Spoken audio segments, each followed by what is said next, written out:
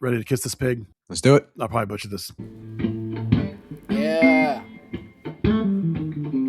Woo.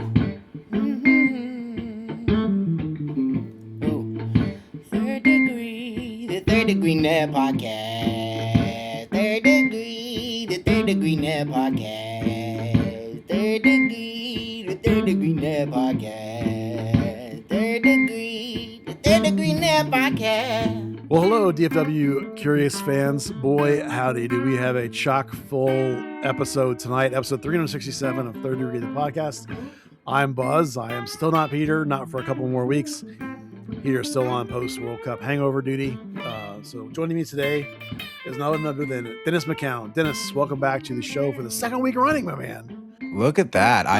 You are not Peter. I am not Dan, but we're all you got this week. Well, you are, however, the guy who covers Dallas Trinity for us up close and personal, and I know you are well aware and very close follower of Dallas, Atletico Dallas and FC Dallas both, and so you're very knowledgeable about those two topics and can talk to them as well as anybody. So you're in, and we're going to talk about all those things. And surprise, surprise, surprise, Atletico Dallas has signed their first player in their history. And it is an absolutely massive shot of a signing. We will explain why it is a massive shot of a signing in a minute. And there's none other than Chicharito, Javier Hernandez himself, the leading scorer in Mexican national team history, one of the all-time marquee faces of the Mexican national team and Mexican players, guy with incredible charisma.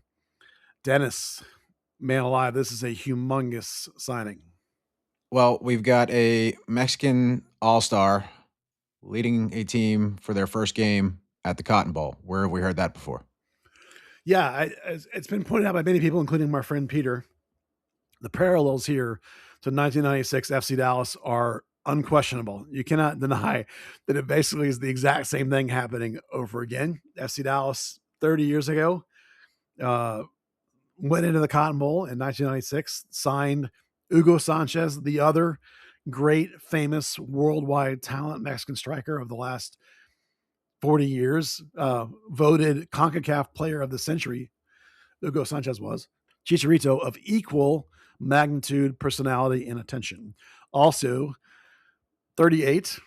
Hugo was, I think, 39. So, these are players that are coming here not because they're in the prime of their careers. But I don't think you can deny that the value here, the bulk of the value here, is the name and the attention and the charisma as the sort of brand ambassador that he has said that he will be for this club. It is amazing. This has been massive all over town. Every major outlet has picked this up. ESPN's picked it up. Fabrizio Romano broke the news earlier today. It's been everywhere across every outlet, across every local media. Local Fox picked it up. The blog posters, Dallas Mic'd Up, and all of them were carrying it. So this is big news across the Metroplex. Yeah, it almost doesn't even matter how good of a player he ends up being. By the way, it's a 2-year deal with an option for a third year. I'm quite sure, they don't go into details, I'm quite sure there will be some kind of long-term situation with him here past the playing days. He has scored absolute boatloads of goals for some of the most massive clubs around the world. But you're right. It's no surprise, by the way, that they leaked it to Fab this morning and his 50 billion followers rather than somebody like me and my 8,000 followers. Completely different world. People like Hercules Gomez was talking about it in terms of like what a hit Chicharito had been on the Fox World Cup coverage, how charismatic he is both in Spanish and in English. Now we know Atletico Dallas, even from the name on down, heavily marketing to the Dallas Hispanic market. This is a major part of their focus. And listen, I'm the wrong person to ask about Hispanic marketing impact. I am as un-Hispanic as it gets. I feel like you are probably somewhat in the same situation, but that doesn't mean that we can't recognize, what a valuable play this would be because we've been through it. I certainly have been through it before in 1996. We saw the impact of Hugo Sanchez. This is going to be the same sort of thing. And some people have talked about, I think Peter, again, quite rightly pointed out, that this particular signing, and FC Dallas made a signing today too. We'll get to that later, but you can contrast, like if FC Dallas was signing Chicharito, they'd be getting rightly blasted because he was a couple of years past that level. But what you're talking about launching a USL championship franchises, these two clubs are in completely different scenarios. And that's the thing. It's like I think you can't compare what those two teams are doing because they're so far apart in terms of history, time, situation where they are, talent level that they're at. You have to look at Atletico Dallas in the context of what it is. Look at it in the context of Dallas and the attention this Sunday is going to get. I just think it's just a massive, massive home run of a signing. And I think he's going to be plenty good enough for USL Championship. And again, it almost doesn't even matter, does it? No, I mean, this is going to put butts in seats. This is going to sell jerseys. I was looking at some photos that were already up from the event they were having tonight to do the official announcement for the fans, which, by the way, the supporters club got to meet it, got to see the announcement over the weekend and got to hear who it was over the weekend. So really cool on them for doing that for the supporters and letting them get a first look at that and understanding, who their base is and who they're going to. But to your point, leaning into the, Hispanic culture at the event they had this weekend for the seat selection event at the Cotton Bowl, they had Dallas Lowrider Club was out there with their lowriders. They had everything that was being broadcast in the stadium, around the stadium, was both in English and in Spanish. They deeply understand that their South Dallas market, that area around Fair Park, is heavily Hispanic, and they're leaning into it. And this just puts a stamp on that they are leaning into that Mexican culture, that ideally South American, Central American culture that we'll see over the next couple of years. And I think it's a good thing considering the market around the city. And FC Dallas has not leaned into that, at least since moving to Frisco. Yeah, since the Hunts took over, they've ended their Spanish content and ended their Spanish radio, mostly not radio, sorry, broadcast. They have the radio show ended. But again, they're different teams, different cultures, different owners, different situations of where they are in the city. That's the thing. We have to think about this in the context of where it is. They know what they've got on their hands. There's going to be a media meet and greet kind of thing, introduction, press conference. There's going to be a fan meet and greet kind of thing coming up this week. There was some implications hidden between the lines in the release that there's going to be a jersey reveal at some point because they were talking about his jersey and his number. Well, then the images they put out, he was wearing 14. We know what the number is. So that's the implication. There's something going to come with a jersey eventually they're going to announce. I imagine this will impact jersey sponsorship, brand sponsorship for the club across the board. This is going to change everything for them with this kind of level of signing. Number one, right out of the gate. It's tremendous. Yeah, this could shoot them up to be the most popular club in USL right out of the gate, or at least one of. And when you think about bringing in a player like this, bringing in a signing like this, and who else might follow, they might not really be looking to compete with MLS like everybody thinks. This might be more of a play to, or at least here in Dallas for Atletico, is to compete with Liga MX. That might really be the play here, is to compete for that audience that sits home and watches that. I mean, there's 8 million viewers a year or something that watch Liga MX here in the States. Yeah. That's a massive number. That's a big audience that they're tapping into that I don't think USL has really gone after in a lot of markets. I mean, I'm sure they have in some of the smaller markets, but at this level, I don't think it's ever been seen before. Yeah, we talk about marketing and selling tickets in sports in general with these 30-mile sort of bubbles, and in that context, Atletico doesn't compete with FC Dallas. They have their own sort of area. Like to me, there are three major population sort of groupings in the DFW Metroplex: Fort Worth, Dallas, and then what we would call North Dallas, which is like Plano, Frisco, McKinney, that kind of vibe. Greater Collin County. Greater Collin County. Yeah. Maybe spilling a little bit into Denton, maybe. But that's the FC Dallas up there. Atletico Dallas is Dallas itself, right? And in that sense, you're right. You are competing with your EPL fans on one side of the spectrum, your Light League MXC on the other side of the spectrum. And this is why that kind of signing is a home run, because it's going to translate in that way. Think about the impact he had when he came to the Galaxy. You know what I mean? It wasn't Beckham, but it was up there in terms of the limelight that focused on the Galaxy when he was there, and he was not that long after that he went back to Chivas, so that didn't really work out as he was towards the end of his career. But, this is an expansion team coming into USL Championship. Looking to go up to the Premier. Yeah, eventually. But we don't know. The Premier League has been announced. Yeah, if and when it happens. We know nothing about when. There's some hypotheticals out there. Will Atletico Dallas be one of the founding groups of that Premier League? They probably hope that they are. But where you're talking about Chicharito probably at least 1 or 2 seasons just as a championship player and an expansion team, right? So you're not going to expect them to walk in the gate and compete for a championship in the championship, right? You're going to have a little bit of a build out. So like, there's not going to be like, oh, you got to score 40 so we can win a title. That's not going to be there, So I just think that like this is a real home run in terms of getting the brand off the ground. And we probably at this point said that a million times but it's true. It really is phenomenal. Yeah, and I was at that seat selection event on Saturday, and like I said, they're leaning into this branding. They're leaning into what they've put together so far, and they really are trying to differentiate themselves from what exists out there in the sports market in general. Right? They're trying to be the most bang for your buck. The seats are reasonable, I think, across every price point. I posted the article earlier this week with some of the prices and stuff in it. And get in prices $18. Like that's realistically, that is how you get people in. And then there's middle seating in the $20 and $30 range, all the way up to the $100 seats that are inside air conditioned clubs, which I've been told completely sold out. Wow. All right. Speaking of teams that Atletico Dallas actually, in my opinion, does not actually at this time compete against, and that's FC Dallas. There may be a day where these two teams are in competition, but I don't think that day is right now. Can't wait for the U.S. Open Cup eventual matchup. Yeah, that we get to see. if they get each other, that would be great. Right now, FC Dallas doesn't see. There's the thing. We're going to have to start calling FC Dallas. You'll no longer be able to just call them Dallas. There'll be some confusion there. You have to bring in the FCD or the FCD and all that stuff. All right, so let's move on to FC Dallas. They had a tough week.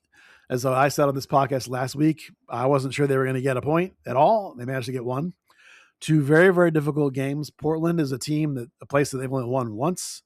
San Diego is rapidly becoming a place where they have not done well either, even though they only played there like twice. But not the most outstanding week for them. I thought the Portland game was not bad in the context of coming out of the break, everyone else getting a fresh camp, getting up there on the road, tough place to play. They played a more defensive version of the 4-4-2 with the outside backs sitting back. The outside mids had some freedom to go forward, but it wasn't this complete dynamic flex like we had seen before. Patterson Delgado had a pretty good game. Patamusa did not start, to my surprise, but came in off the bench and then immediately was the difference maker that he always is. Dennis, that goal is amazing. That was an incredible shot. Yeah. The overall, I thought a relatively solid performance by FC Dallas. The thing that reared its head again was the inability to close out games when you're holding onto the lead. That's never easy to do. Watching the game play out, Portland plays a very, very wide game. They almost overload both wings with 2 players and go at you. I think that's why they played this sit back, basically defensive 4-4-2 with the outside mid staying in place. And Delgado in particular put in a real defensive shift, I thought, getting back and doing the responsibility he needed to do on his side. It was an interesting sort of chess match to watch Quill adapt his formation to go against that almost double wing tactic that Portland employs. Yeah, I mean, this kind of felt like Portland stole one late. They, Mora scored in 90+2, I think it was, and then immediately decided he was leaving and heading to Mexico. So yeah, this last play, right? He was going to make. Yeah, that could have made this deal a week before, and maybe we would have escaped with 3 points. But yeah, Musa came on, and he ripped that one from. And it looked great, right? Like that's exactly what you want Musa to do, especially coming on late. That's exactly what he gets paid to do. Yeah, and for the people that would say that he doesn't create his own opportunities, that was such a great play where he did the whole thing himself. He got tired of not getting any help, and really that's a symptom of what could be the problem coming out of that game is not getting enough play up there to the front line and not getting enough help up there to the front line with this sort of more defensive sit back shape. All right. Dallas definitely played a lot more defensively than I think I expected in this one. Yeah. I think numbers 71, 72% tackles won I saw was a number that was out there, which is more defensive than I think we've seen coming into this break.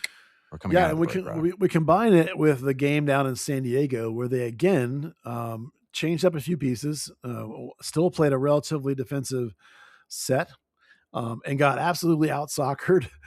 by a team that plays Lucci ball. Mikey Veras is Lucci's former assistant. They play Lucci ball. They possess you. They pass you to death, and they did that. And they just dribbled the ball and passed the ball around FC Dallas for 90 minutes. This was not a good display. Whereas the Portland game, I thought you could argue that even without the ball, Dallas was, for great stretches of it, if not 80% of it, the better team. Well, in San Diego, that was not the case. They were not the better team at any moment in that game. That was a really poor performance. Maybe not a surprise. And I'm going to say why in a minute. When you come off of 2 games in 4 days, when you go from the top of the West Coast to the bottom of the West Coast, we've talked to death how hard it is to win on the road in this league. Again, I went in predicting it would be hard to even get a point, and they got was the 1 point. So then it's this San Diego game, not a good game. This was not easy to watch by any stretch of the means. I mean, they got outpassed like something like 3-1, outpossessed 2 or 3-1, just outshot, outplayed at every facet of the game. They just did not come to play. And you're right.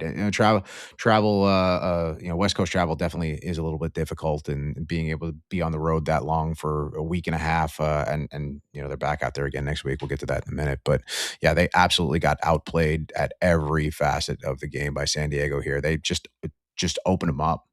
Yeah, it was ridiculous. Quill did something in this game that I don't like. I mentioned in my 3 things. He twice changed 2 things to fix 1 thing. This is a thing that really bothers me.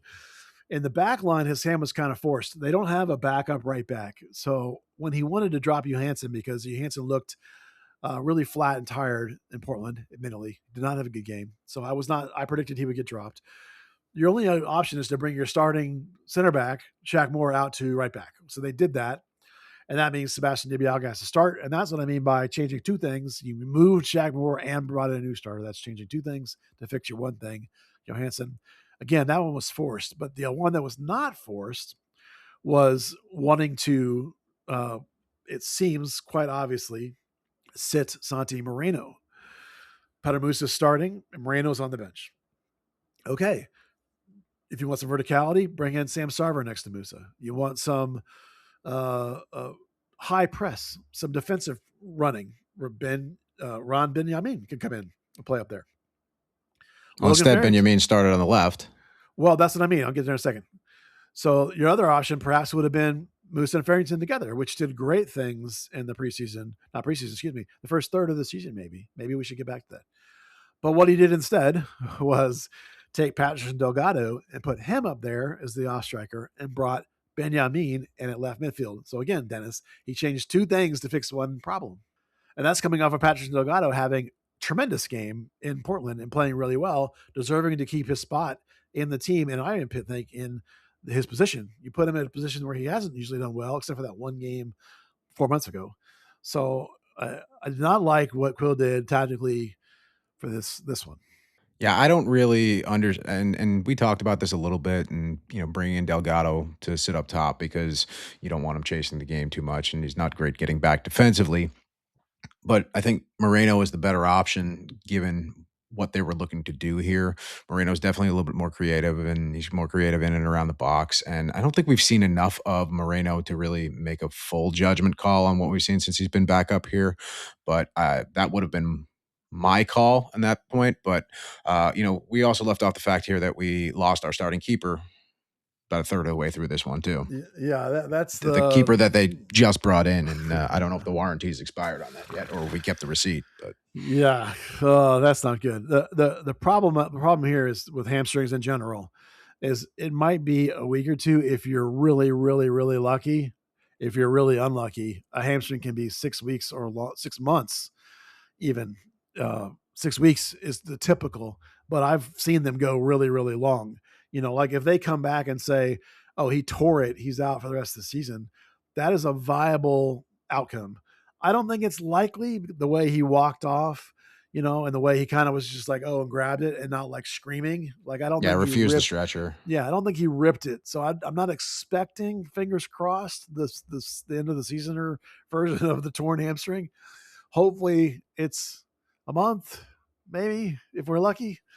About the same time that Ramiro apparently is going to be out. Hopefully that'll happen too. So Sirwa comes in off the bench, gets 4 saves, gives up the one goal that was from outside, which frankly I don't really put that on him. And that's on the midfielders. Yeah, I don't think Daniel gets that, even if he's in goal. If he's healthy, I don't think he gets in there. You just can't give him that much space at the top of the box. Yeah, the biggest takeaway for me on this game, and I think you can compare the two games and see this, is that Quill's teams, at FC Dallas in general right now, and under Quill, they're not in the part of the table where they have a lot of talent and can win games. They're in the part of the table that has a lot of parity.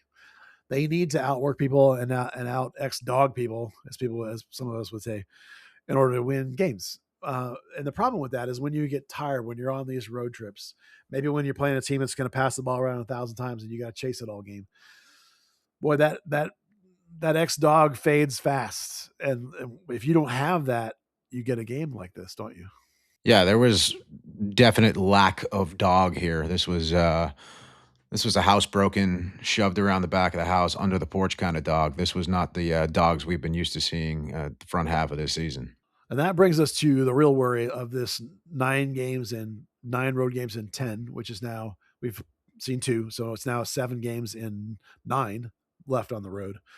But when you're doing these road trips and you're getting tired and the games are not going in your way, as we just saw, 1 point out of 2, Dallas is still a fairly good road team. They're around 500. They're just slightly under 500 now. But that's still, you're going to drop half of these games if you're on peak road form. If it slips at all, it's going to start to go sour. And when that happens, you can get tired of hearing all the time, you're getting outworked. You're not working hard enough. You're not fighting. You're not battling. You can get tired of that as a player. And you can get tired of hearing that from the coach all the time. Like every game can't be, we got outworked. Man, that's not possible. You don't get outworked every single game. At some point, you just got out talented, and that's the problem that Quill's going to have to fight over these next 9 games. No, 8 games, 7 road games, because it was 9 of 10, and now it's 7 of 8. Wow, my brain. See, speaking of tired, Dennis, and losing it up here in the heat and the smoke. It doesn't help. You got the Leagues Cup schedule here in the middle that kind of botches everything. There's one home game in the next 8. So home game in Mansfield. Point being is that it would be real easy to lose this thing in the next 8 games if Quill's not careful. So this will be interesting to watch to see if they can't rebound a little bit and start to get a little bit of road action going. How south this thing could go. It's something to worry about, in my opinion. And you're looking at 7 games in 19 days here, or 22 days here, right? Oh my gosh, is it that tight? Yeah, it is. It's Saturday at LA. You got the Leagues Cup on Wednesday the 5th. The 8th, they got Guadalajara in the Leagues Cup. Third Leagues Cup game is on the 12th, and then in Austin on the 16th, at Salt Lake on the 19th, and at Vancouver on the 22nd. So all westward road trips, 3 Leagues Cup games messed in there, and a road trip to Austin. So basically twice a week for about a month-ish. Yeah. Wow. Yeah, they play 1, 2, 3, 4, 5, 6, 7, 8 games in the month of August. And so you're not going to get a lot of training time in because you're going to be in recovery mode, right? So it's going to be hard to work on stuff. You just came out of your camp you had in Texas in the heat, so you might be a little tired already. This is going to be rough. It's going to be rough, Dennis. I don't know, man. I'm worried about it. Yeah, 8 games, none of them in your home stadium. I mean, you got one night when you might be sleeping at home, and you got Austin that you might be able to get home that night if they fire up the PJ and get them home pretty quickly. You can sleep in your own bed that night. But these are all road trips. These are all away days. These are none of these playing in the facilities you're used to. None of these playing in your home locker room. None of these playing on the field that you're used to playing every day. And there's an entire month of not being home. And that says a lot. That is extremely difficult. They're going to have to dig deep in this section. This is going to be brutal. So let's see if they can come through it. Well, they did get a reinforcement today. They actually have 2 this week, but the one today I want to talk about first. It's the one that'll be more impactful, quicker. And it's such a contrast. Again, they don't need to compete with Atletico Dallas. They're not going to compare them to Atletico Dallas, but it's a fascinating comparison because the player that FC Dallas added today could not be any more different than Chicharito in the sense that his name is Clay Holstad, And Clay has been playing for Rhode Island in the USL Championship. Notably, he played for Eric Quill at Texans SC for a little bit. Mostly he's from Birmingham, I believe. This is on paper, looking him up, his profile, I thought he was a holding mid. And then we had some people that were talking to fans of their team, and they talked about how box to box he was and how he scores goals and gets assists. And I said, well, that sounds like an 8, which is unfortunate because they don't need an 8. They got like 18 8s. They need a 6. So hopefully Quill knows that he can play actually 6. He does have a high number of tackles and recoveries compared to other midfielders in the championship. So that's an exciting statistic. I don't like slide tackles, but I like tackles. I like winning the ball off people. I just don't like it when you leave your feet. So this is a player we think that will pencil in as a potential maybe starter, more likely possibly backup 6 in the midfield, which is not necessarily where I thought they need in terms of pure bodies. You don't really need this player other than Ramiro being hurt. But when I wrote a month ago about how you make this team better, the way you made it better was getting a big time superstar 6. This ain't that, but maybe this is the backup. Cross my fingers to the superstar 6 that could come perhaps in my little fantasy dream GM land. Yeah, I mean, ideally, this is the backup 6, and this is the spiritual replacement for an injured Ramiro that we don't know how long he's actually going to be out. Yep. The guys mentioned on the Agenda Pod this week that he was going to be out somewhere around a month, and that was that came out, I think, on Wednesday. So at least a month from Wednesday, probably longer. We know how this club gets with injury news and how things can extrapolate overnight. But I kind of like this. This is one of the better players coming out of the championship. I follow the championship a little bit. I'm not watching every USL game, but I'll follow highlights and I'll read some articles here and there every once in a while. But Holstad has, in just under 3 seasons, he's got the most or second most minutes in club history for Rhode Island FC. 96 appearances, almost 7,500 minutes, 10 goals, 8 assists, led the team in minutes in 24. And he was on the squad last year that made it to the finals. They won the Eastern Conference and they made it to the finals where they unfortunately lost that one. But this is a high motor guy. This is a guy that is playing 1,000 miles an hour. He came out of Columbus. He was drafted by Columbus, so he's got some MLS Next Pro service time where I was also told he once filled in at keeper when their keeper got a red card. So maybe he could play backup keeper. Who knows? Yeah. Maybe this is the 4th keeper to replace an injured Daniel. Who knows? Yeah, in my mind, the reason I have been talking about a 6 is because I would like to see FC Dallas play a 4-3-3, which is a single pivot 6. Rhode Island, I looked back like 5 or 6 games and they play a 4-2-3-1, or they have been playing a 4-2-3-1. So he's certainly capable of playing in a double pivot. And when they have Kayik around, or when they have Ramiro around, or they have Kappas around, maybe those are viable options if Holstad's going to play. The reason I would lean into this, trying to get a single pivot 6, a guy that could go sideline to sideline, which if this kid has a high work rate and a high range, that could be him perhaps, is that Dallas has a whole lot of 8s and a whole lot of wings. And the 4-3-3 allows you to use those 8s and those wings. And so it plays into the roster better. But you need this guy, and you probably need one more if you're really going to switch formations, because then if you switch formations and this is your only guy, what happens if he gets hurt? So you got to have another one, in my opinion, if you're going to change formations. If you're just going to stick with this 4-2-4-4-2 they're doing, or if you're going to switch it more to a 4-2-3-1, which, let's face it, those are the same formations, really. This is how you flex them is what makes the difference. Then this guy can be in the mix, certainly, but that doesn't allow you to bring in all the 8s and wings as much as you might like to. So I think it's a step in the right direction. Going back to that 4-2-3-1, I think if you've got a little bit more of a centralized 10, I think that's where Moreno comes into play a little bit better. Like we talked about earlier, he's a little bit more creative. He could play that kind of classic 10 or playmaker underneath role that typically don't see that much anymore. But I think he's that guy. So? I think so. I think, what we've seen from him in the past, and, when he was down in South America, when he was going down there, he played a lot of a little bit of creative playmaker down there. All right. I tend to think of the players, though, and I look at the profiles they have. For me, Valiente would be more that guy. And then I would probably want to use Moreno and his verticality on the wing a little bit, but I'm not the coach. So we'll see.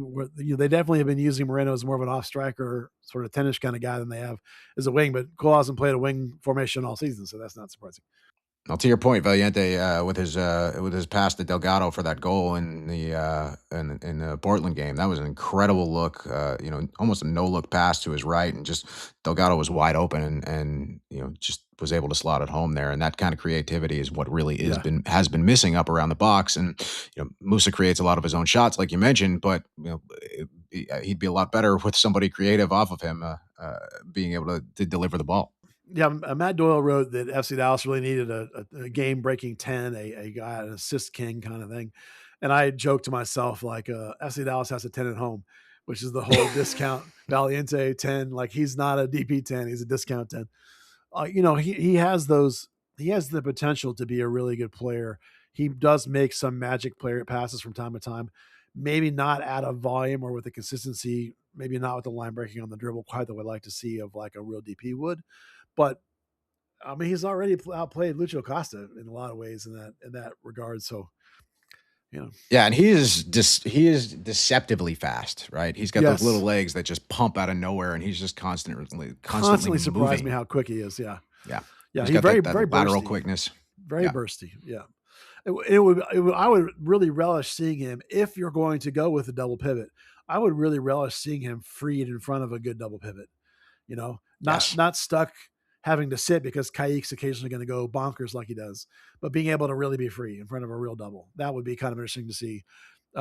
Again, I kind of lean towards the idea of going with a single and having like a double 8 kind of look. Cause I think Valiente is probably a little more of 8-ish than he is 10-ish. Perhaps, we see him play defense on the wide place spots right now. This is a little semantic-y. We're getting into like minutia, but is that not what we're here for? It is. This is what this podcast is for. Like at some point though, you can get to so many different scenarios. You're like, well, what about this? What about that? Well, that all sounds awesome. If you can get, we'll need to see if this kid Holstad's any good first, or if they need to go with a DP. Man, a DP6 is crazy, but I almost wish they had a guy like that, because if you had a guy that could dominate the midfield, all of a sudden you'd feel a lot better about your center backs, feel a lot better about all these 8s you have that occasionally get lost playing defense. I mean, all of them do. Kappas did in this last game. Kayik does quite often. It's like Benjamin is not dialed in yet as like a 6 or an 8, either one. So some guys with potential. Swan will lose playing time here, but that's okay. I'm actually okay with him going back and playing a bunch of North Texas, playing more, because right now, like, he's moved into the rotation with FC Dallas. He's way down the rotation, he's not playing. So like at some point, like, okay, you bring in a couple of veterans, maybe kick him back down for the rest of this season in North Texas. That's fine. Maybe I think we might see a world where you got Kappas and this kid Holstad in the middle. You've got two Quill guys, two Quill country boys, just kind of sitting in the midfield there, locking it down. That might be what he's looking for to control the action out of the middle there. I joked earlier today, but Holstad is when he is defensive, he's almost like Kayik with discipline. Yeah, and I wouldn't mind. I think Kayik has a ton of potential. I wouldn't mind sitting him in the short term with Ramiro out, because when Ramiro's not in there to organize and to keep him in check, because he speaks the Portuguese, so like without him, Kayik is a mess. So like I wouldn't mind tapping the brakes a little on Kayik until Ramiro comes back, and then you can make some of the harder decisions about who you're going to play with. And we just looked at the schedule, right? You're going to need to rotate regardless. You're going to double match weeks, and there's going to be a lot of rotation in the midfield, especially if you've got guys that are high motor that are going to be running up and down the field. And this kid Holstad is supposedly a guy that covers a lot of ground. So if he's covering a lot of ground, racking up a lot of miles and a lot of minutes out here, he's going to need to spell, and he's going to need to spell others. 2 games a week in the hottest part of the year. Quill's teams work really hard. They run a lot. Shaq Moore is up there in distance covered because of how much he's running. So yeah, a body in there that covers a lot of ground doesn't hurt. So the other player that FC Dallas signed this week, in some ways, is significantly bigger news. It got all over the local news stations for a couple of days until Chicharito stole all the oxygen out of the room. And that is none other than Benji Flowers. Now, if you have not been paying attention or don't follow this podcast enough, Benji Flowers is the hottest, best talent to come through the academy since Ricardo Pepi. This is a player of the potential in the neighborhood of Pepi and the neighborhood of Weston McKinney. Now, he's 15, so we don't know what ceiling he will hit. But this is the kind of guy that this club has signed him at 15, and he was scouted by all kinds of European teams, including Chelsea, who have apparently, by all reports, and I have no reason to deny this, signed him to a pre-agreement to transfer him, signed with FC Dallas, transfer him at 18 to Chelsea. Now, they could, of course, walk away, but this is the same sort of deal that Kevin Sullivan has signed with Philly and Man City. So this is a player that is very, very exciting. Right now, he just got done. Dennis, and you tell us how he did in the MLS Next Pro, which is he's been playing with MLS Next. Oh, sorry, this is the next All-Star game. This is the Academy Kids MLS Next All-Star Game, which is where he played most of his time up until about a month ago. Benji Flowers did.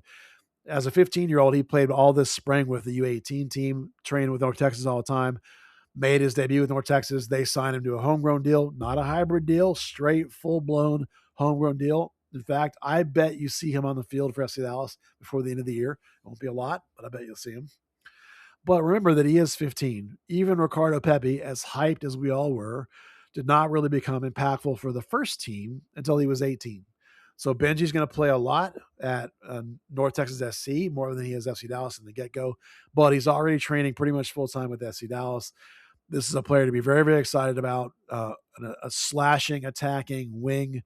What makes him special is like his mentality, his competitiveness, his nose for goal. Spectacular athlete. I don't say that as a cliche.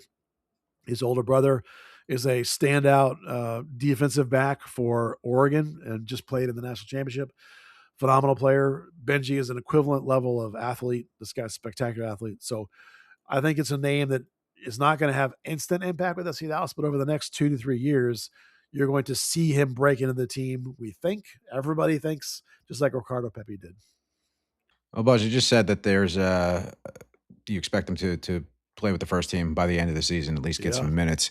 And one of the things that was reported is that part of the incentives with the Chelsea deal have to do with his MLS minutes. So the more minutes he plays, the cost goes up. I think it was reported something like it was a $3 million base deal, up to $10 million with incentives, including those MLS minutes incentives. So that's really interesting. If he's good and he's able to gobble up some minutes here, I think there's an opportunity for him to really crank up the value for himself here and for the club to crank up his value by playing him if he is worth playing. Now, I don't think Quill or anybody else is going to just shove him in a lineup for the sake of shoving him in a lineup. No. He's going to have to earn his spot. But just watching him at the next All-Star game, he got on in the second half. They started both sides started a second squad in the second half. So he was on the second half roster. They were already down 5-0 when he came on. So there really wasn't much in the way to talk about there. But he had a couple of runs up the side there, and he's pacey and he's got some good moves. And it's MLS Next, so there's not a lot to go on there, but he looked good for the time he was out there and the time I was able to watch the feed before the next YouTube channel just completely went black and went color bars on us, because this is a massive league that spends a ton of money on video production and all that other stuff. Yeah, sure they do. The one thing I am really interested to see what happens with Flowers too is he is technically has U.S. and Mexico eligibility. He does. Yeah. We will see where that takes us. Obviously, we meaning you and I would love to see him play for the U.S., but we know we have some listeners here that would definitely be interested in seeing him play for Mexico. Now, if you're wondering why FC Dallas would do a deal like this, working with somebody like Chelsea. Well, $10 million is a good reason. Right. The answer is that you don't want to have him at 18 years old walk away for nothing. That happened with Julian Eystone. It happened with Weston McKennie. FC Dallas has been burned by this. They sold Chris Richards for way too little. When you have a player that's desired like this, you put together a deal like this. Yes, they sold somebody like Justin Che for more like $3 million. Well, that's the baseline. This is a player of a much higher potential than the $3 million. You're assuming that he's going to come good with a potential-ish in the Pepi neighborhood. That means he's going to be impactful at FC Dallas before he's gone in 3 years from now. So you're making a calculated bet that at a minimum, you're going to get some Justin Che kind of money, which is better than zero. And you might get 3 or 4 times that if he comes good like Pepi came good. Now, the downside is you're not going to get your Pepi $20 million, but you've taken the risk out by getting a minimum of $3 million. And that's why FC Dallas would do a deal like this. In the meantime, you pay the player through this period where he may not be ready for your first team yet, but he gets compensated. So he gets a little something in return for giving you this leverage to get money out of Chelsea when you might not get zip. And beyond just the financial aspect of it, this puts a little shine back on the academy. We talked about this a little It does. last week in context of the U.S. national team. But beyond that, you guys have talked about this a few times lately, but the academy is not where it was 5, 6, 7, 10 years ago, right? And now you've got Atletico coming up with their own academy. There's competition here at the local level. There's several academies across the state now that have gotten bigger. There's several academies in the region that have gotten bigger. So they need to put a little bit of shine back on this if they're going to restore the academy to its former glory. Yeah. Now Benji is a 2011. The last homegrown that came through and has done anything is Nolan Norris, who's a 2005. Now there have been a handful of 6s and 7s and 8s that have been signed that are in the process of coming up to the first team in various stages of success. There are players that will be good professionals, and they'll be good professionals for FC Dallas between Nolan and Benji. They don't have the super high upside of Benji, who again is in the Pepe territory. But there are a grouping of players that I think are going to be professionals that are in between them. This is not it's not a drought between the two. And as we go forward, as we always do, as I always do, we'll be covering those kids. And a lot of them we talk about in North Texas. You've seen Josh Torquato, for example, with the first team. Everybody knows who he is. He's a 2007. Jaden Contreras, who's right now, he and Josh are both with the U20 national team, also a 2007. Contreras usually is with Honduras, but he declined their invite and he to stay home. And then the U.S. called him and he goes, oh, maybe I will go to the U20s. So a little bit of a controversy there. He has in the past been with Honduras. Nico Montoya, the North Texas goalkeeper, is with Colombia right now. But those are just friendlies. Those are not part of the CONCACAF U20s. But anyway, another example, Montoya of a name. So we're not saying that there's nobody between Nolan and Flowers. Flowers is just a Pepe level big deal that they've signed him. They've already signed a kid named Sam Seta, who I think is phenomenal, who's a year older than, or maybe a year and a half older than Flowers, and he's in the middle of the transition. There's other guys that are coming through. There's other guys that'll be signed to homegrown or hybrid in the next 2 years. I've done them in my rankings of who should be signed. So, but anyway, let's not get too sidetracked. Flowers, huge deal, just to show that there still is big value coming through the FC Dallas Academy. Not going to be impactful this season with FC Dallas. If you're interested in this player, watch North Texas. He should play quite a bit with North Texas now that they've actually signed him. Not that he wasn't already, but he'll play even more. Okay, let's move on to our last topic. We have to close the book on FC Dallas. They have a game this weekend against LA Galaxy. So let's look ahead. Coming off of the San Diego game, Dennis, jeez. I think obviously you want Petter Musa up top. That seems like a no-brainer. Delgado up top did not really work. So let's come back to that spot. Yeah, I think this is for me. I think there's an opportunity to put Moreno in, but go on. Yeah, let's come back to that discussion. Let's talk about the locks first, right? If you're continuing with the 4-4-2, we assume they are. Valiente will still be in there at right mid. At this point, I assume Kayik and Kappas is happening in the central midfield because Benjamin's not ready to carry a load in there, and Ramiro's still hurt. The new guy will have been here for 3 sessions. That's not going to get him in. He might be on the bench, though. Left mid, we'll come back to that one, too, because that'll depend on what Delgado's doing, I think. And then Norris across the back, Irrigide, Moore. Here's the next question. Let's go to goalkeeper first. Obviously, Sirio or Collodi. I think it's going to be Sirio unless Daniel turns out to be hurt, not at all, which I think is very unlikely. So probably Sirio starting and Collodi on the bench based on the fact that Sirio's been on the bench with Daniel, which leaves us 2 real question marks. Do you bring Dennis Johansson back at right back, or do you stick with Shaq Moore and Ibiaga? Well, what do I do, or what do I think Quill does? Because I think those are both totally different things. Very valid questions. What do you think both of those things? So I think Quill's going to bring Johansson back for this one. I think Ibiaga combination didn't work on the right side as well as I think we would have liked to have seen. Unfortunately, that is the open question: is right? Do we need a center back? Do we need a right back? Do we need both? We need one or the other, and they need to fill that hole at some point, right? Because Shaq is one person, right? As Shaq Moore is one human being that can't play two positions, unless you go to a back three, which doesn't seem like they want to do again, but that might completely mix things up again. But I think Quill brings Johansson back and puts Shaq back at center back. Now, if it were me, and again, it depends upon what goes on and what the load is like in that U20 CONCACAF tournament we just talked about, why not let Shaq play right back, move Osaze over, put Nolan at the left center back, and let Torquato play left back? Well, the problem for me in that in all that discussion is Pencil. Now, they don't have Peck, I don't believe. I think he's hurt or he's leaving. I can't remember one of the other. Reese as the their 9-ish kind of guy. I think your guy that handles him. It's Pencil that's the problem. The last time they played the Galaxy, you remember they flipped his side. Actually, they saw who Dallas put out and they flipped him and they put him on the left. So I think they'll be reactive with that guy because he is right about the fastest player in the league. If he ain't the fastest, he's at least right there in the conversation. So that's a problem because Johansson has got okay speed for the whole field, but isn't quick, like 5 feet quick. It isn't quick on the turn. Neither is Nolan. So like you almost might be stuck trying to keep Shaq Moore in there where you think he'll do the most effective job against Pencil. So like it's hard to lock down for me like what they're going to do. I think he might actually keep Moore out there with Inibiaga just because of their most dangerous attacker is going to be Pencil. And so to answer your question, Peck is gone. He was sold to Cruzeiro on July 7th for a club record $13.5 million. I knew there were reports that they were talking about it, so I couldn't remember whether, and I feel like he got hurt right before the break too. I knew the reports were out there. I wasn't sure if it was done.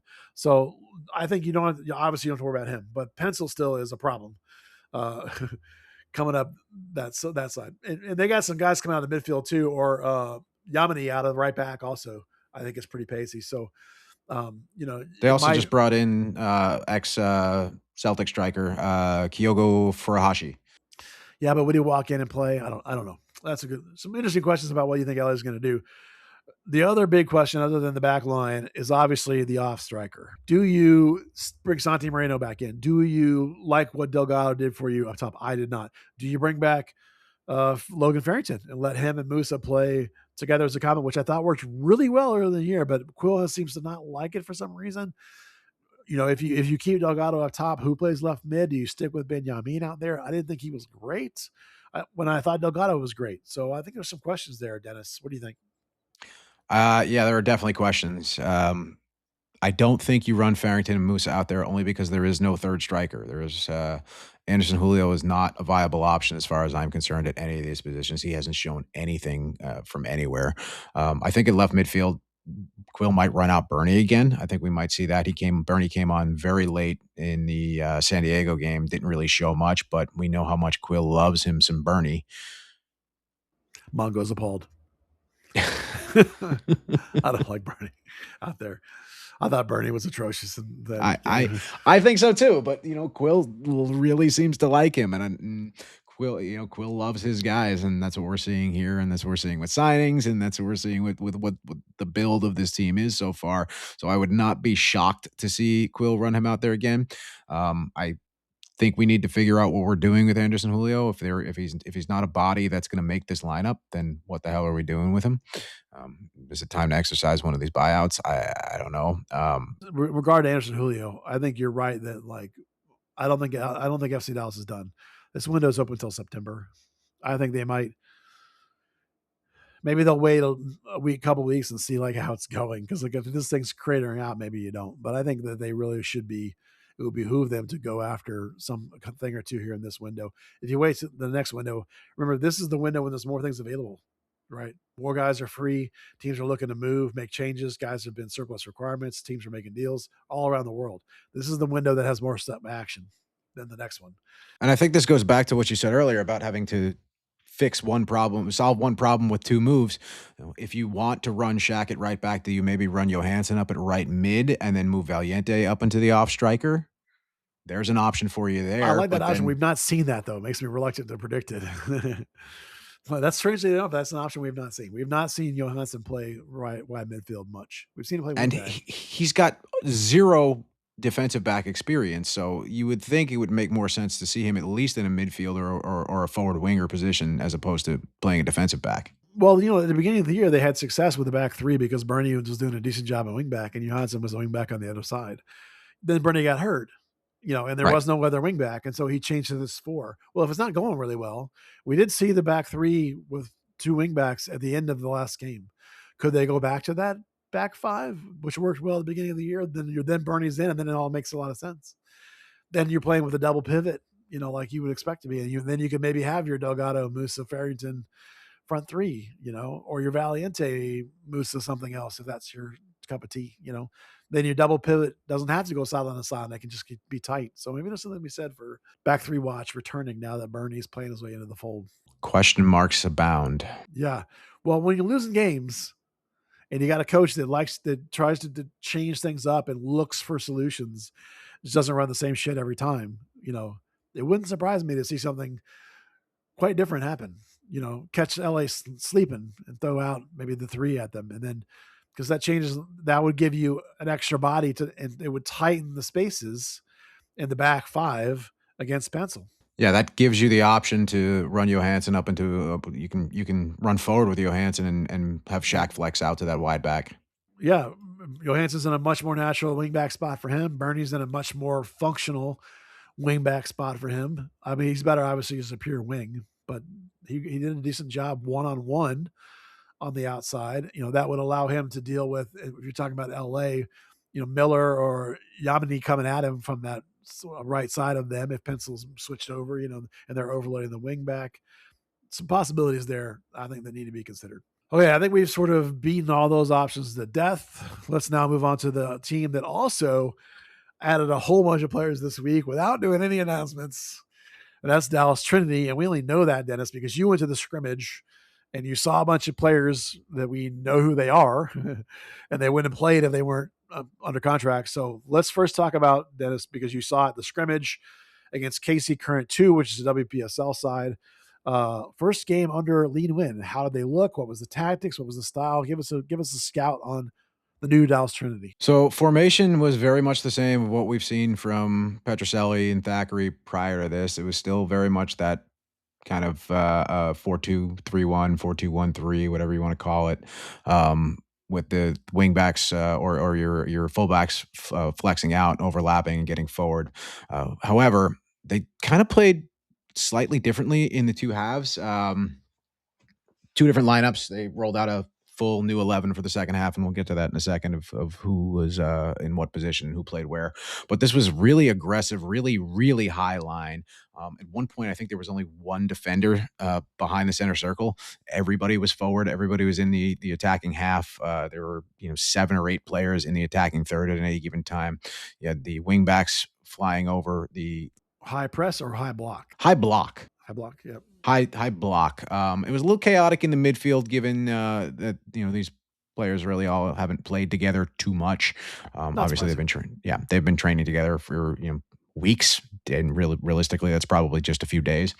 But they were very, very high line. The defensive line was way, way up, and they were really getting into the attacking third from I think almost every player on the outfield 10 got into the attacking third at one point or another. What was really interesting is, and to start getting into that conversation of who played where, Jasmine Hamid played the 9. She started out up top for this in what looked like a high 9 to begin with. But as the game kind of went on, she sort of drifted out wide, and she would drift to the left or drift to the right. And when she would drift to the left, Cam Lancaster, who was up on the top left, would come in. If she drifted to the right, it was actually Seven Castaigne who started up on the right side. That was the new signing that was announced a week or 2 ago.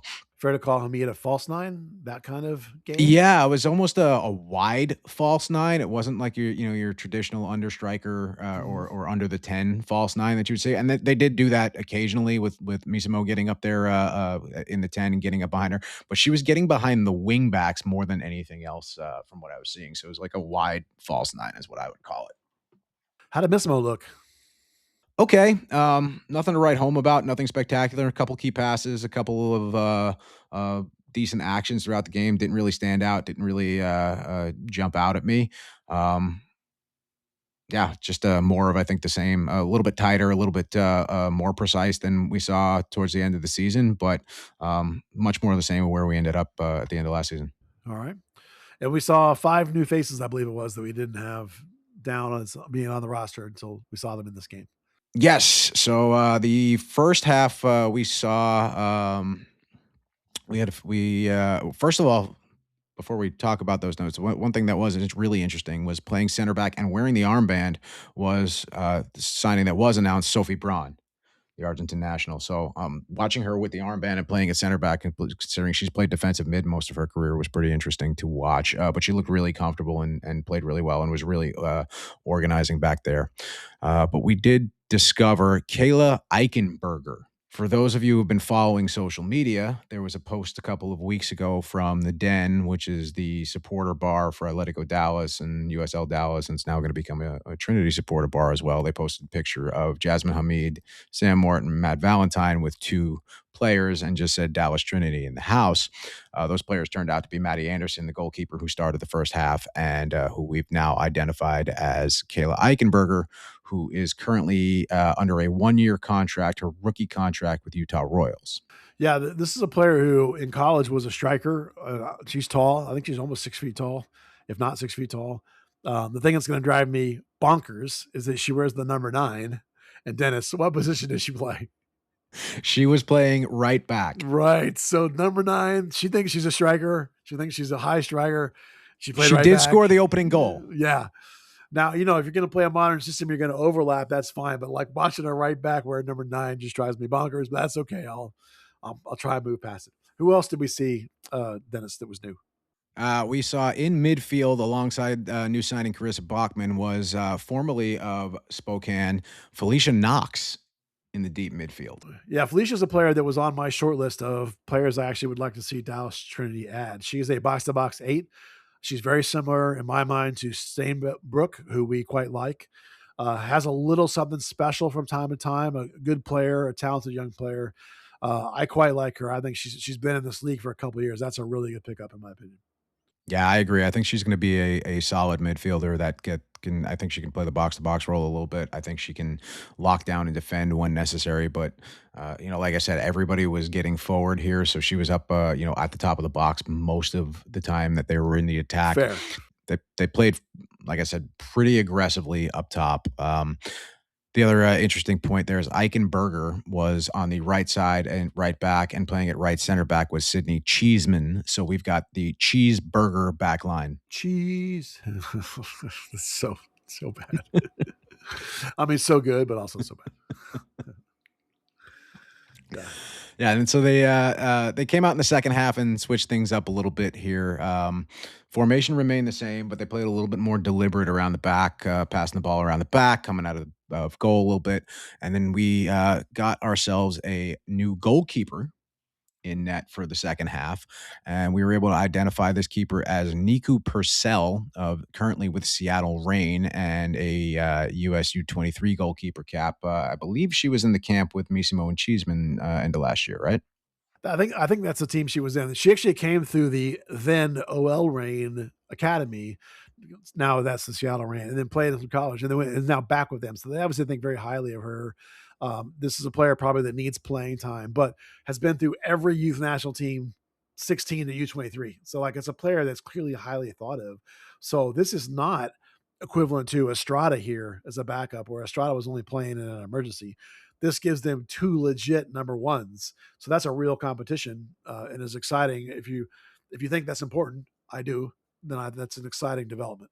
Yeah, and considering that we've been told by any stretch of the means that this roster was put together largely by Petrocelli and Nathan Thackeray, I trust Thackeray's ability to identify a solid goalkeeper. That was his role at North Carolina. That was his role at UNC.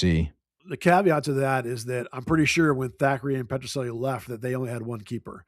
And the fact that this keeper is from Seattle, which is where Lee Nguyen was, pretty sure that I'm going to give this signing credit to Lee Nguyen for bringing in this keeper, which is no, you're totally right about Thackeray hiding keepers. They've done a great job, Petroselli too, with the keepers they've had here. But I think this one's for league win. Well, yeah, I mean, Tyler McCamey was just officially announced this week going to Barcelona, so that's a huge deal for her and for the club and for the league. Frankly, that somebody played half a season here in this league and is now vying for the number one spot at Barcelona, the best club in the world. Two more players, I think, Dennis, on our list of. Yes, we've got two more. Starting at left back was Drew Koomans, who was announced a couple of weeks ago as well, and she lined up alongside her former Princeton Tiger teammate Heather McNabb, who I believe you were able to identify recently or called out on your short list. Yeah, we basically spotted her because she was at North Carolina Courage, is where Thackeray used to be, and then she signed a short-term deal with them, and he actually gave her debut. And then she did not stay with them in 2025. And her social media had multiple pics of her on the sideline of Trinity games. I was like, oh, and then I noticed like all the people that were following her and who her agent is. And like, okay, this is a player that's coming to Dallas Trinity. On paper, her profile, everywhere I looked, says forward. In this game, she played center back though, so that's interesting. Yeah, everything that I noticed that in her files, everything we were able to find. Yeah, she has mostly played forward her entire career, but she looks solid in center back role, and she and Koomans look like they've played together pretty often. And I do believe they were both at Princeton the same time with Tyler McCamey, and I believe all three of them were on the squad that won the Ivy Double. So this is a solid squad coming out of Princeton that have all played well together. Yeah, McNabb's 5'10", by the way, which for a female professional is pretty big. That's good center back size. So, all right, who else do we have here? Yeah, we had Ali Cook up top, and then the undefined the other name we were able to identify in the midfield was Jamie Shepard, formerly of Bay FC. I don't know very much about this player. She's been with them for 3 years now, Bay FC. I've not played a ton. I'm assuming she's just sort of a central mid of some kind. Like, what kind of role does she play in this game, Dennis?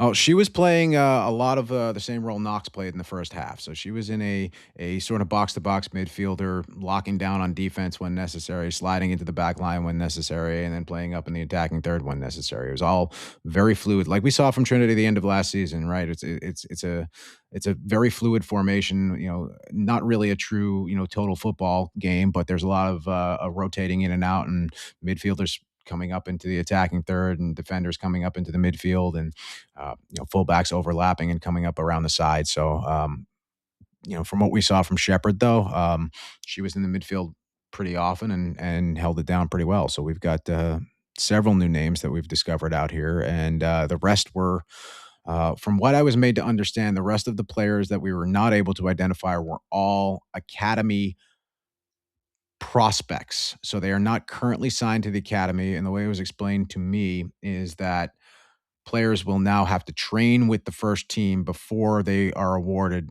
an academy contract. So they will need to train with the first team, practice with the first team. And if they are good enough, they will be awarded an academy contract. All right. Here, I have one question about players and tactics that I want to get your take on from that game. And it's related to Cheeseman. Cheeseman, I thought last year did a terrific job as a 6. Her first touch is quite nice. Her ability to turn, dribble to relieve pressure, make a linking sort of pass, quite nice. A little bit not experienced in that spot. Mostly has played as a center back, but I thought she looked really good. Well, this game she's back at center back. So did somebody, and I'm going to guess maybe it's Boakman, was it more, so were we looking at a straight sort of 6 kind of player in Boakman, or is the Boakman Knox more of a double 8 kind of look? And then how was Cheeseman at center back, or should we be begging for her to go back into midfield as a 6? So Bachman and Knox sort of felt like a double pivot with them sort of switching off and one of them getting forward at given opportunity. Yeah. Cheeseman looked really solid on the back line, and this was her natural position. And she played a little bit of outside back in college too. She played fullback on both sides as well as center back. So this is where her natural defensive position is. And she's another one that's kind of tall too, so she plays well on the back line. And I think she paired up really well with Sophie Braun. The two of them sort of held it down, and one of them would get forward while the other one stayed home and stayed centrally at home. They were communication between the two of them was excellent, more than I think we saw from across that back line all season, even with Amber Wisner calling it on the back line. I don't think we saw that cohesiveness between players. Yeah, Amber had some great moments, great plays, but there was not that cohesiveness across the back line, which I saw instantly in just a few minutes of a scrimmage, really one half. Yeah, we should be mentioning that Sophie Braun is an Argentine national team stalwart. She's from America. She's from the Pacific Northwest, from Washington. So it's not like she doesn't speak English. And she only learned Spanish when she went to go play for the Argentina right, team. Right. Now, the thing is she played as a center back. Well, we know that this team has Flynn, who is hurt, but when Flynn is healthy, she also is in that conversation. You said specifically, and I know this is true, that Braun generally is more of a 6 than a center back. But this is going to be up to the coach here. Does Cheeseman and and Braun both we like as 6s? One of them is maybe more of a 6 than the other. How does Flynn work into this conversation? Is Cheeseman going to be more of a center back? There's some nice choices to be made here, especially when you consider, like, do you need a shape that has a pure 6 or not? You also have Winnie Bellata, who's going to come back from injury at some point that she sustained right at the end of last season. You have Stainbrook, who was arguably Trinity's best player last year, who's an 8, also could factor in there. So, whether they stick in a 4-2-3-1 or go more of a 4-3-3 with a double 8 look might depend on what Missimo's doing on any given game. So Lena Wynn has a lot of choices to be made here. There really is maybe one center back short still. I'm counting, if you count Braun as a center back, you have Flynn and you have Cheeseman. I'd like to see 4, and that's if you count Braun as a center back. So I still think that there's a need here at center back. Maybe you're going to have 2 academy backup center backs. That feels a little thin to me. Or are they going to use McNabb as a center back full time? Or is McNabb going to be a center back and not a forward? So, McNabb of those names is the one that's going to have the least amount of experience. But again, good size. One of the things that's a knock on Flynn is she's a little undersized as a center back. She can play wide on either side as well, not as a flying defender, but as a regular sort of defender.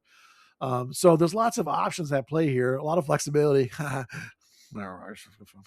But still, Lena Wynn has some options, and it'll be interesting to see over the next couple of games, and probably even Dennis. Let's be fair, like most of this fall season, as Lena Wynn is working with a roster and Brian Corcoran's working the roster that they didn't build most of. How do they use players? Who becomes part of their rotations? Who does it seem like they don't like? There's a bunch of loans in here. How many of them are going to be just a short term to just get them through this season versus the ones that are going to be sticking around? Those are some interesting questions. So this fall little mini season for Trinity is going to be fascinating, to watch. Maybe I actually like the look of this team. I think short of like the questions at 9, like, do you go with a more of a mobile Hamid, or you go more of the traditional like high 9 like Ali Cook? Some lots of possibilities with this talent. I think this roster is actually deeper than anyone we've seen before, to be fair. Yeah, I think this is the best constructed roster as far as what we've seen so far, and the names we have in front of us. I think this is the best constructed roster we've seen so far. There's a lot of fringe NWSL talent here. There are loanees that haven't gotten a ton of minutes up top, or have been around NWSL teams and haven't gotten minutes. The other name that we didn't bring up, we mentioned Ali Cook up at the top for the second half, but playing behind her in the 10 was Juliette Moore. How does she look? Yeah.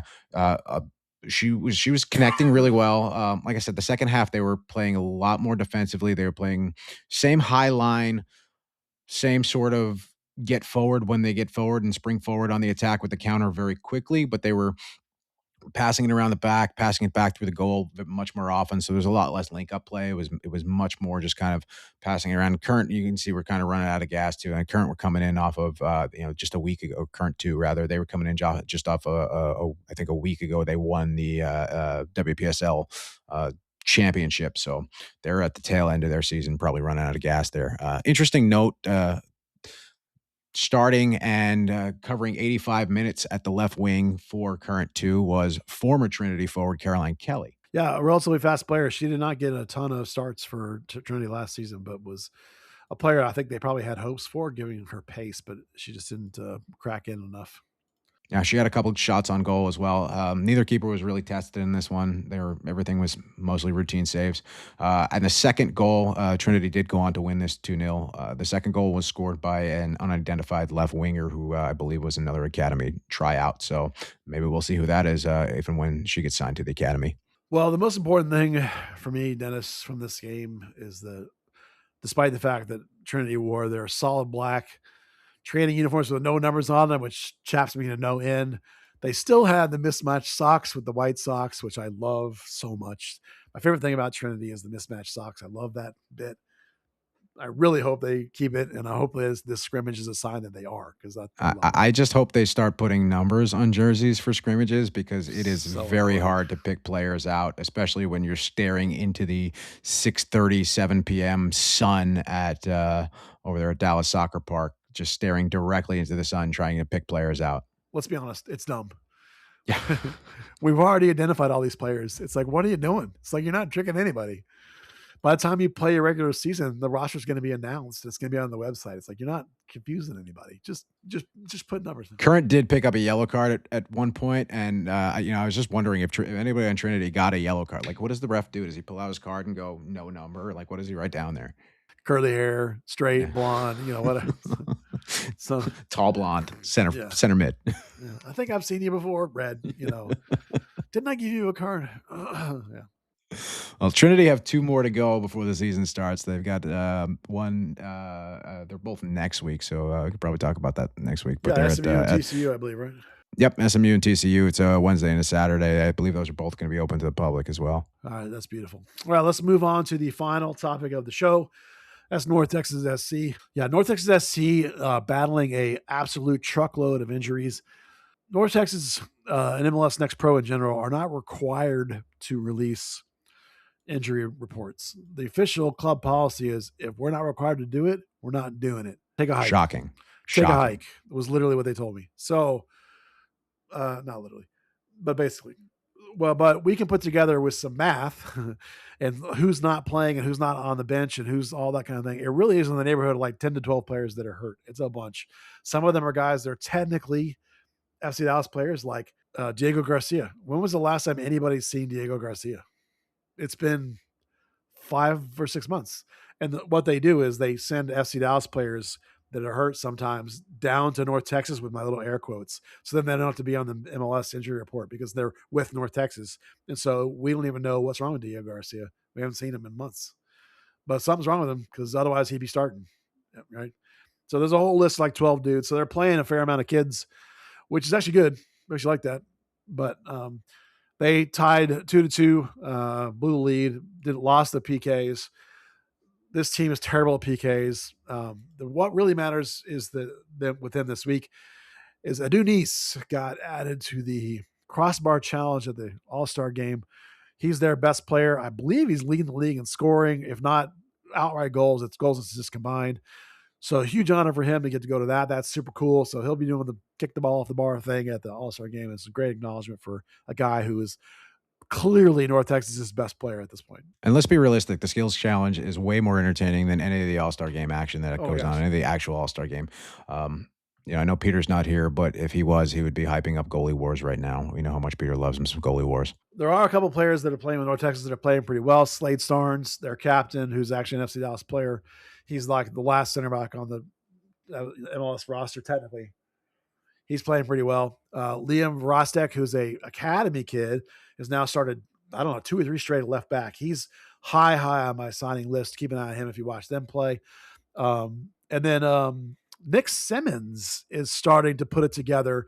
A guy who early in the year when you watched him, you could go, oh, I see like 10 nice qualities, but it's all kind of like all over. Well, it's coming together. Like, is the MLS ready to be impactful? No, but his collective overall performance is starting to put his will on games a little bit and dictate through his size and power a bit. And that's good progression that you want to see out of a guy, I think. Refresh my memory. Was Simmons the first? Or I know they both went in the first round, but was he the first or the second pick? Third guy. Lewis was the first pick and is a year older. Simmons is the second of the third overall, second of their picks, and is a year younger. He was a freshman instead of a sophomore. They're both have some Caribbean. They're both Americans. They both grew up in America. They're born in America, but one of them is, I think Simmons has got the TNT. No, Simmons has got the Jamaican connection, and Yes, Lewis has the Simmons is TNT. Jamaican. Doesn't matter what it is. They're both Americans in every way that matters. But they're Simmons is the bigger one, the more of the prototypical big body 9, like Musa, but with more verticality. Listen, he's a million miles from Musa, but we're seeing some progression from him, and I like it. And he even talked about it in the post game that he felt like he's putting a more complete game on the table. And in terms of development and a potential to help FC Dallas down the line, if Simmons is playing good enough 9 that you could bring him back to the bench, you could start Musa and Farrington together more likely. Just to have that in the back of your mind as you watch combinations happen with FC Dallas. How good is Simmons doing it in North Texas? It's nice to see a player who's, I think he's 19. Think of him almost as a guy out of academy in a way, because he didn't play at a good academy. He played somewhere, whatever, and played 1 year in college. So nice to see that progression. And Zoe Newman's having himself a decent season so far, right? He had the winner last week, he's looking better and better all the time. Now he has a weird roster condition because he's not an academy kid. He's not a home run. He's a college kid. So he's occupying this really weird 31st roster spot on the MLS side. This is way nerdy, but it means basically he has to be in North Texas the whole year. He might be able to play in Leagues Cup. He would have been able to play an Open Cup if they had one, but I don't think he can play an MLS game. But that's fine because he's coming off of the blown ACL. So just to see him now back to where he was, and I think starting to make a little progression as well, I think that's also really nice to see. And there was a signing this week as well, or in the last few days? North Texas, yeah, who cares? It's just think back to the history of North Texas. Has a foreign 18, 19-year-old come through North Texas and actually mattered? But he's Brazilian. Right. The only one everyone wants to talk about is Pedrinho, but a lot of people don't know this. Pedrinho was promised a FC Dallas contract. He only signed a North Texas contract under the promise he'd been given of, you sign North Texas, and in the middle of the season window, we will give you an FC Dallas deal if you're playing really well. Well, he was playing pretty well, and they got to the middle part of the season, and FC Dallas was like, nope. And so you may not remember, I guess that was actually 2 years ago now, he had a tank. He stunk it up in the middle of the season, kind of vanished for a bit. It's because he was pouting and complaining. And then like a month left in the season, he came back and played really well again. So then they gave him the FC Dallas deal. Well, all of that's an expression of the kid's mentality, because you saw the next season that he got caught up in the Lucho Acosta bullshit and got himself basically ejected off this team because he picked the wrong person to pal around with and the wrong person to follow off into the get in trouble land. So again, to me, if you say, oh, they signed a foreign player, man, I don't care. None of the foreign players they've ever signed have actually turned out to be anything. Even the ones I thought were good, they were like, nah, because they're not going to eat up a foreign spot on the first team when you need it for DPs or U22s like Kayik you're paying $6 million for, or whatever it was, $4 million for. So yeah, they signed a body because they got 13 hurt players. So that's why they signed a kid. He's from the same club as the other center back they signed, the Brazilian. It's like a Division II Brazilian team. It's like, if that kid turns out to be a world beater, I'll apologize and I'll tell you all about him. But in the meantime, I don't care. Yeah, I mean, bodies are bodies, right? Sometimes you just need to throw some more bodies at it. It's a body. I mean, frankly, I'd rather just play an academy kid. I believe the dude's a central midfielder. I got a list of 5 central midfielders you can just bring up from the academy. I'd rather have you play, even if it means you're losing games. I don't care. I don't care if you win a North Texas title. I'd rather play those kids and develop them. I don't want to see them lose every game because you support and learn how to win. But sign some guy from Brazil off a second division team that they don't want him anymore, man, that does nothing. Just play one of the academy kids who are so good. There's plenty of central mids. You got people like Eric Vargas or Kyle Velasquez. You can bring up Alex Soria. There's a boatload of guys that are really, really talented in the central midfield. You don't need to bring this guy. That's my 2 cents. Or put Swangbad down there. Just let money play. All right, so I had to get a little rant there at the end. I wasn't expecting that. Dennis tricked me. So just before we go, nothing out of Fort Worth, right? No updates on that front? Yeah, the macro on Fort Worth is that the guy would be owning that team, and on paper he wants to do a USL Premier and a Women's Super League team. That's what he wants. But as we've talked a million times, it's all about revenue control. It's all about the venue. So for him, as we understand it, as we hear from people, as we talk to people, if the Farrington Field, which is why my brain said Logan, Farrington Field is the thing, like that deal, that situation, that stuff has to happen.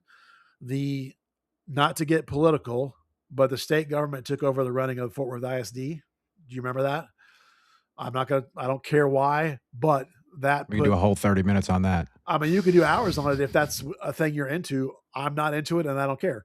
The only reason I'm bringing it up at all is because that put a wrinkle into the what's going to happen with Farrington Field, because the Fort Worth ISD owns it. And like, it's something about the stadium and its renovation and the city and the land around it is whatever's going to happen with that is going to be contingent on whether these teams happen in Fort Worth or not. Because if that Wells Park doesn't happen, then these teams won't happen, because it's all about the venue. Like there's no Cotton Bowl over there for them to get at a really good rate. They need that stadium to happen, or it's not going to happen. So that's where that's at. So it's it may be like in 2 years it'll have gone away and people will go, "What? You guys are full of shit. That was never going to happen." No, it really is the thing. Like we, not me personally, but people in our little group have talked directly with the owner. We know what's happening. So it's all hanging on that. And nothing out of Salina other than they will not be playing until 2027 now? Yes. No, 2028. 28. That's right. They pushed back a year. But they had a really great turnout at their little bit. They put a bar together in Salina. They put on World Cup shows. They got a little field outside their bar, just like McKinney does, by the way. Now Tufts put together a little field outside their stadium, outside their bar. Another great little situation. So they're taking quite smartly. They're taking a lot of cues from Hitchcock about how to do this thing, and I think they got a good situation happening.